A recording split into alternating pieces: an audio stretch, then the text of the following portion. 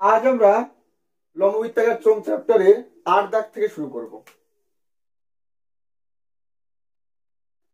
যদি 14 সেন্টিমিটার ব্যাসের পাইপযুক্ত একটি পাম্প সেট মিনিটে 2500 লিটার জল 2500 মিটার জল সেচ করতে পারে, তাহলে ওই পাম্পটি 1 ঘন্টায় কত কিলোলিটার জল সেচ করবে। ঠিক আছে, দেওয়া আছে কি 1 লিটার মানে হচ্ছে 1 ঘন ডেসিমি। এটা দেওয়া আছে এখানে, কিন্তু না দেওয়া থাকলেও আমাদের মনে রাখতে হবে এটা যে 1 লিটার মানে হচ্ছে 1 ঘন ডেসিমি। তার মানে কোনো একটা অঙ্কে যদি লিটার উল্লেখ থাকে, তাহলে আমরা সবকিছু কিন্তু ডেসিতে করব। ঠিক আছে, ডেসি। আচ্ছা, তাহলে এখানে পাইপের ব্যাস কত? 14 সেন্টিমিটার। আর 1 মিনিটে কত জল সেচ করছে? 2500 মিটার। তার মানে ওটাকে আমরা উচ্চতা ভাবছি, মানে লম্বাটাকে উচ্চতা ভাবছি। ঠিক আছে, তাহলে কত কিলোলিটার জল সেচ করবে? ধরি 1 ঘন্টায় x কিলোলিটার জল সেচ করবে। ঠিক আছে, তাহলে therefore তাহলে x হচ্ছে 1 ঘন্টায় x কিলোলিটার। তাহলে x সমান কত হবে তাহলে দেখি। আচ্ছা, তাহলে ওর আয়তনটা, পাইপটা যে আয়তন হবে, পাইপ লম্বা তাহলে কত ধরছি আমরা? 2500 মিটার লম্বা ধরে নিচ্ছি, আর ব্যাসটা কত ধরে? 14 সেমি। তাহলে ওর আয়তনটা কত হবে? পাই। ঠিক আছে, ব্যাস 14, তাহলে ব্যাসার্ধ হবে 14/2 পাই আর স্কোয়ার এইচ। আচ্ছা, আরেকটা জিনিস, 14 সেন্টিমিটার কিন্তু। ঠিক আছে, তার 14/2 হচ্ছে আমাদের ব্যাসার্ধ। এবার এত সেমি, কিন্তু আমাদের যেহেতু ডেসিতে করতে হবে, যেহেতু লিটার উল্লেখ আছে তাহলে ডেসিতে করতে হবে। তাহলে 10 দিয়ে ভাগ, সেমিকে 10 দিয়ে ভাগ করলে ডেসি হয়। ঠিক আছে, তাহলে 10 ভাগ করলে এটা 20 হয়ে যাবে। তাহলে পাই আর স্কোয়ার এইচ। এইচ কত আছে ওখানে? মানে লম্বা কত আছে? 2500 মিটার। 2500 মিটার, কিন্তু আমাদের করতে হবে ডেসি। 1 মিটারে 10 ডেসি হয়, তাহলে 10 দিয়ে গুণ করবো। তাহলে এটা হচ্ছে আমাদের আয়তন হয়ে গেল। এটা কত মিনিটে কাজ? 1 মিনিটে, তাই তো? 1 মিনিটে এইটা। তাহলে 1000 মিনিটে কত? 60 মিনিট, মানে 1 ঘন্টা। আমরা তো 1 ঘন্টা ধরেছি, তাহলে 1 ঘন্টায় মানে 60 মিনিটে এইটা এত লিটার, কিন্তু এটা এত কি কিলোলিটার। তাহলে লিটারকে কিলো করলে কি করতে হয়? 1000 দিয়ে ভাগ করতে হয়। ঠিক আছে, তাহলে আমাদের x ইকুয়াল টু বেরিয়ে গেল। এখান থেকে আমরা মান পেয়ে যাব 1 2 3, 1 2 3। পাই মানে 22/7, এটা 14/20, 14/20 ইন্টু 25 ইন্টু 7। কাটবো, 7 দুগুনি 14, 10 দুগুনি 20, 0 0 কেটে যাবে। 5 দিয়ে কাটবো, 5 5 25, 4 5 20, 2 দিয়ে কাটবো, 2 দুগুনি 4, 3 দুগুনি 6, 2 দিয়ে 7 দুগুনি 14। তার মানে 22 ইন্টু 7 ইন্টু 3 5 15। কত হয় গুণ করলে? 22 ইন্টু 7 15 105, 5 22 110, 110-এর 10 হাতে 1 থাকবে, 22 22 আর 23, 2310। তাহলে অতএব নির্ণয় মান 2310 কিলো লিটার। ঠিক আছে,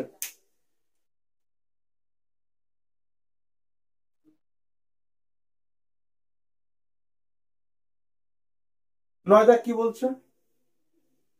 7 সেন্টিমিটার ব্যাসের একটি লম্বা গ্যাস জারে কিছু জল আছে।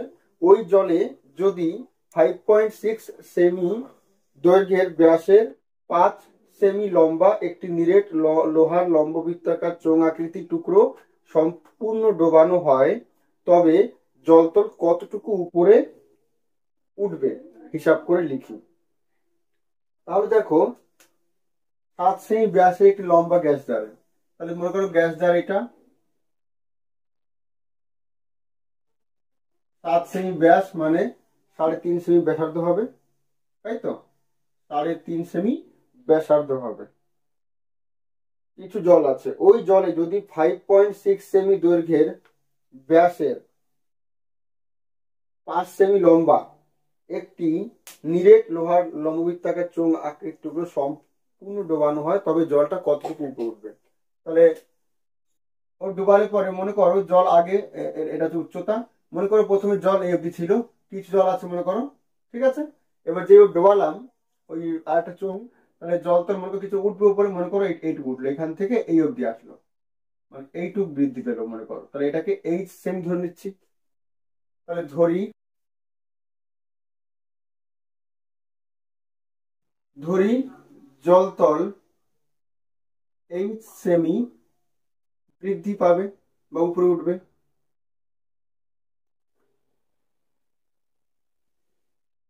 তাহলে therefore, তাহলে এই জলটুকুর আয়তন মানে যেটা ডোবানো হচ্ছে, কারণ ডোবানোর ফলে এতটুকু জল বেড়েছে, তার মানে এই যতটুকু বাড়লো জল, এই জলটুকুর আয়তন হচ্ছে যেটা ডোবালাম ওর আয়তন। ডোবালাম তার আয়তন কত? আচ্ছা, এই জলটুকু আয়তন কত হবে? পাই আর স্কোয়ার এইচ। তাহলে পাই আর হচ্ছে 3.5 এইচ, এটা আয়তন, এই বৃদ্ধি প্রাপ্ত জলটুকুর আয়তন, ঠিক আছে? আর যে ডোবানো হলো তার আয়তন কত হবে? তাহলে পাই, ওটা হচ্ছে পাই আর স্কোয়ার, আর হচ্ছে 5.6, এটা ব্যাসার্ধ, এটা ব্যাস, তাহলে বাই 2, এটা পাই আর স্কোয়ার এইচ কত আছে? 5 সেমি। দুপাশ থেকে আমরা পাই পাই কেটে দেব, বা 3.5 ইন্টু 3.5 ইন্টু এইচ, আর ওদিকে কাটবো, এটাকে 2 × 2 = 4, 8 × 16, দুবার হবে, ইন্টু 5, ঠিক আছে? তাহলে বা এইচ ইকুয়াল টু হচ্ছে আমাদের 28/10 হবে, পয়েন্ট তুললে 28/10 ইন্টু 5 ইন্টু, এটা কিন্তু 35/10, তাই তো? পয়েন্ট তুললে ওই পাশে গেলে উল্টে যাবে, 10/35 হবে, 10/35 ইন্টু 10/35। এবার কাটবো, শূন্য দিয়ে শূন্য, শূন্য দিয়ে শূন্য কেটে যাচ্ছে, 5 × 7 = 35, 4 × 7 = 28, আবার 5 দিয়ে কাটবো, 7 দিয়ে কাটি, 5 × 7 = 35, 4 × 7 = 28, তাহলে 4 × 4 = 16/5, ভাগ করলে 3 × 5 = 15, 1 থাকে 0.5 × 2 = 10, 3.2। অতএব জলতল 3.2 সেমি উপরে উঠবে, ঠিক আছে?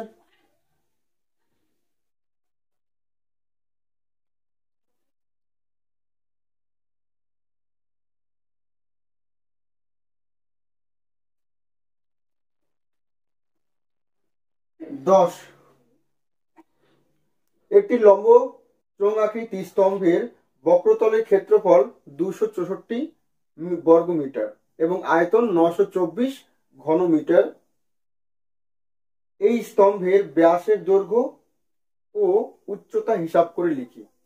তাহলে ব্যাসের দৈর্ঘ্য চেয়েছে, তাহলে আমি যদি ব্যাসার্ধ পেয়ে যাই, তাহলে ওর ডবল হচ্ছে ব্যাস, তাহলে আমরা ধরে নিচ্ছি, ধরি ব্যাসার্ধ আর মিটার এবং উচ্চতা এইচ মিটার। ধরি ব্যাসার্ধ আর মিটার এবং উচ্চতা এইচ মিটার। therefore বক্রতলের ক্ষেত্রফল বলেছে 264 বর্গমিটার, আর আমরা কি জানি বক্রতল 2πr/h, ঠিক আছে? এটা 264।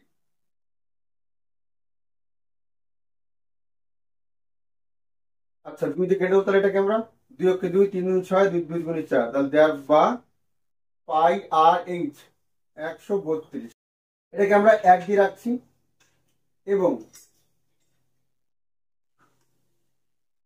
পরে কি বলছে? আয়তন 924, মানে পাই আর স্কোয়ার এইচ, এটা 924 বলছে, ঠিক আছে? তাহলে এটাকে আমরা কি লিখতে পারি? বা পাই আর দুটো আছে, একটা লিখছি, ইন্টু আর লিখতে পারি, এভাবে একই ব্যাপার, আর ইন্টু আর, আর স্কোয়ার, ঠিক আছে? এবার পাই আর এইচ মানে কি? 132।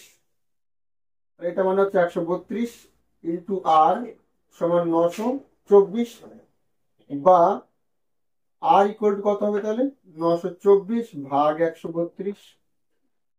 কাটবো আমরা এবার, এক দিকে কাটলে দুই দিকে কাটি, 6 দুগুনি 12, 6 দুগুনি 12, দুই দিকে কাটলে 7 দুগুনি 8, 6 দুগুনি 12, 2 দুগুনি 4, 11 দিয়ে কাটি, 6 11 66, 4 11 44, 11 দুগুনি 22, 6 7 42। তাহলে বা আর ইকুয়াল টু আসলে আমাদের 7। আর পেয়ে গেছি। এবার আর এর মানটা যদি আমরা একে বসিয়ে দিই, অতএব 1 থেকে পাই, 1 থেকে পাই, পাই এর মান 22 ছিল আমাদের, আর এর মান পেয়ে 7, এইচ ইকুয়াল টু 132, 7 7 কেটে যাবে, তাহলে বা এইচ ইকুয়াল টু হবে আমাদের 132 ভাগ 22, 22 দিয়ে 11 দিয়ে কাটি, 11 দুগুনি 22, 11 কে 11, 11 দুগুনি 22, 6 দুগুনি 12, দেয়ারফর এইচ ইকুয়াল টু 6। তাহলে কি পেলাম আমরা, দেয়ারফর ব্যাসার্ধ, অতএব ব্যাস, ব্যাস চেয়েছে আমাদের, তাহলে ব্যাস হবে ব্যাসার্ধের ডবল, মানে আর 7 পেয়েছি, তাহলে ব্যাস হবে 2 ইন্টু 7 অর্থাৎ 14 মিটার, এবং উচ্চতা হবে 6 মিটার।